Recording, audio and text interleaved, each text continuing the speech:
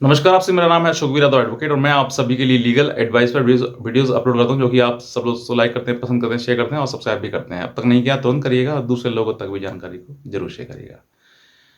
ऐसे बहुत सारे लोग हैं जिनके मन में एक सवाल आता है कि सर, मुझे तलाक कब लेना चाहिए। एक कमेंट हमारे पास में आया और ये कमेंट जो है वो एक पत्नी के द्वारा आया था, क्योंकि वो पत्नी बाकी कहीं ना कहीं पीड़ित थी।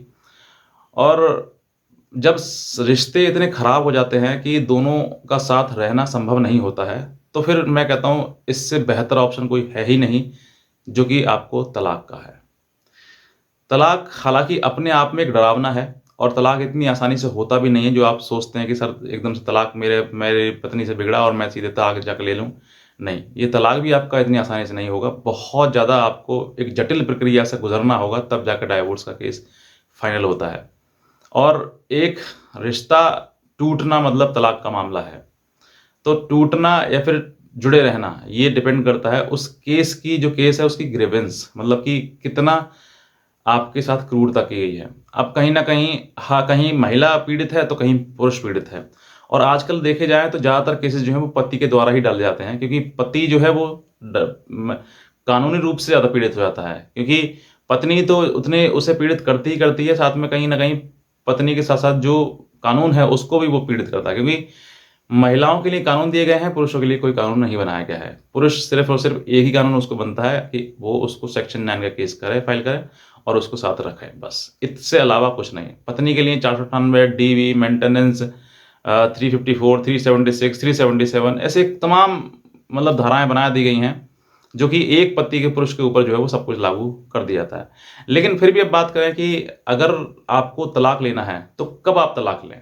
ये बहुत ही इम्पोर्टेंट क्वेश्चन है और ये सभी के लिए है, चाहे पुरुष हों, चाहे पत्नियाँ हों, दोनों के लिए ही कहीं न कहीं ये चीज़ें लागू होती हैं कि जहाँ पर क्रूरता या फिर जो आपका रिश्ता है, वो इस तरीके से छिन्न-भिन्न हो गया है कि अब जो है संभव बिल्कुल नहीं है। तो जहाँ पर मैंने क्या कहा कि जहाँ पर संभव नहीं है, वहाँ पर तो तलाक लेना ही चाहिए आपके लिए। ये दोनों के लिए लागू होता है, चाहे पति हो, चाहे पत्नी हो। वो समझ ले, पत्नी समझ ले कि मैंने कितना बुरा अपने पति के साथ किया है, तो मुझे अब रहने का कोई अधिकार नहीं है। लेकिन अगर पति ने किया है, तो वो भी समझ ले कि मैंने भी गलत किया है और मुझे भी उसके साथ रहने का अधिकार नहीं है। और जहाँ पर एक-दूसरे के मन में खटास इतनी पैदा हो जाए कि भई अब तो संभावना है ही नहीं, तो मैं कहता हूँ भविष्य में किसी बड़े ब्लंडर ऑफ़ेंस होने से बच जाएगा वो परिवार। क्योंकि मैंने ऐसे भी बहुत सारे परिवार देखे हैं कि चीज़ें इतनी बिगड़ जाती हैं कि साथ रहना तो संभव है नहीं, तो या तो पत्नी पति को मार देती है या फिर पति पत्नी को मार देता है। दोनों में से एक दूसरे व्यक्ति जो है वो मतलब ख़त्म ही कर दिया जाता है। तो वो सिचुएशन ना आए आपके जीवन में, इससे बेहतर है कि आप अपने आप को अलग कर लें। कम से कम जीवित तो रहेंगे, चाहे कोई भी हो। जहाँ पत्नी धोखेबाज है, तो वहाँ पति को उड़ा देगी, या फिर जहाँ पति धोखेबाज है, तो वहाँ पर पत्नी के साथ कुछ भी कर सकता है। तो ये एक संभावना है, हालाँकि जो रियलिटी में होती हैं, मैं वही चीज़ बता रहा हूँ आपके लिए, क्योंकि मैंने काफ़ी चीज़ें एक्सपीरियंस है और मैंने ये सुना है, देखा है कि भई इस तरह की चीज़ें होती हैं। तो मैं थोड़ा कानून से हटकर ये चीज़ बता रहा हूँ आपके लिए कि आपको समझनी चाहिए कि जहाँ हालात इतने बिगड़ गए हैं कि साथ रहना संभव ही नहीं है, तो फिर बेहतर तो यही है कि तलाक लिया जाए, अलग हुआ जाए।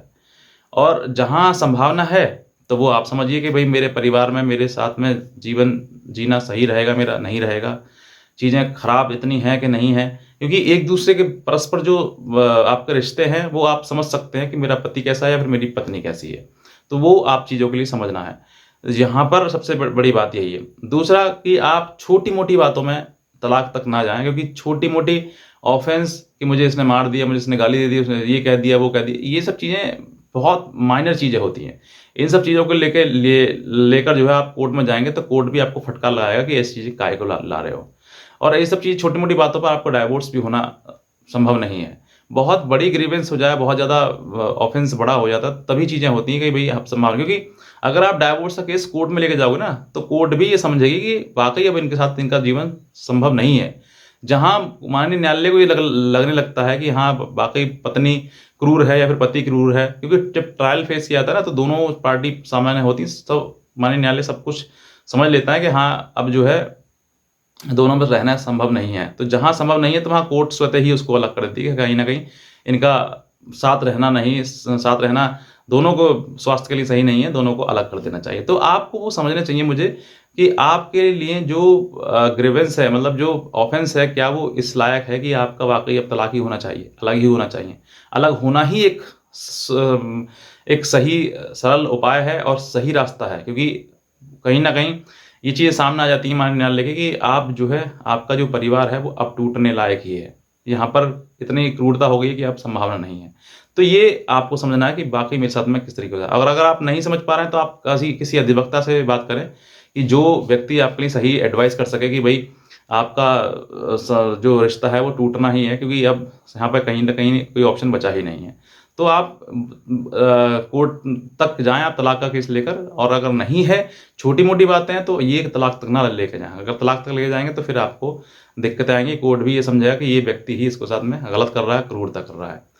तो ये मेरे तरफ से एक छोटी-सी एक उम्मीद थी, एक एक जानकारी थी, क्योंकि कहीं न कहीं परिवार बहुत ज़्यादा तेज़ी से बिगड़ रहे हैं, टूट रहे हैं। आप देखोगे थाने में, कोर्ट में, हर जगह पे भीड़ ठसाठस भरी पड़ी है, बस महिलाओं की है बस, और कोई अपराध हो ही नहीं रहा आज के टाइम में। सबसे ज़्यादा अपराध जो है वो महिलाओं के प्रति ही हो रहा है, चाहे वो किसी प्रकार से हो। और जहाँ महिलाएँ कोर्ट की शरण लेती हैं, वहाँ पर पति और ज़्यादा मतलब अपने मन में ये ठान लेता है कि अब साथ में नहीं रहना है। तो ये पत्नियों को थोड़ा सोचना चाहिए कि हर बात कोर्ट में ही जाकर मतलब सॉल्व नहीं किया जा सकती है। अपने आप चारदीवारी के भीतर भी सॉल्व कर सकते हैं, पारिवारिक रूप से, सामाजिक रूप से, जैसे हो सकता है उचित उतना कर से। हर बात कोर्ट में आप पहुँचाएँगे तो फिर कोर्ट में 10 झूठ आप बोलेंगे, तो फिर उनको समझने के पति समझता है कि इतने इसने इतना झूठ बोल दिया, तो फिर कल को आप मेरे घर आकर कुछ और नया कांड ना कर दे, नया कोई केस ना बना दे। तो इसलिए पति फिर डर जाता है और फिर सोचता है कि इसको अलग करना ही बेहतर ऑप्शन है। तो ये आपको समझना है कि भई मुझे इस तरह की चीज़ें नहीं करनी है, क्योंकि परिवार कोर्ट या माननीय न्यायालय या फिर कानून के द्वारा नहीं चलाया जा सकता है। परिवार आप अपनी स्वेच्छा से चलाते हैं, आप स्वेच्छा से शादी करिए तो स्वेच्छा से ही आप अपने चला सकते हैं। बाकी किसी वो नहीं है कि भई जबरन आप किसी घर में रह लें या जबरन आपको कोई रख ले। किसी भी प्रकार से कुछ नहीं संभव नहीं है। बस इतना है कि आप अपने संबंधों को इतना मधुर बनाएँ कि ये सब चीज़ें नौबत ही ना आए आपके जीवन में। मेरा एक एक सुझाव था आपके लिए, एक कोशिश थी कि आपका घर परिवार बच जाए, और नहीं बचे तो फिर बेहतर है यही है कि बहुत बुरा होने से आप बच जाएँ और आपको सामने किस तरीके से कोई चीज़ें ना आएँ।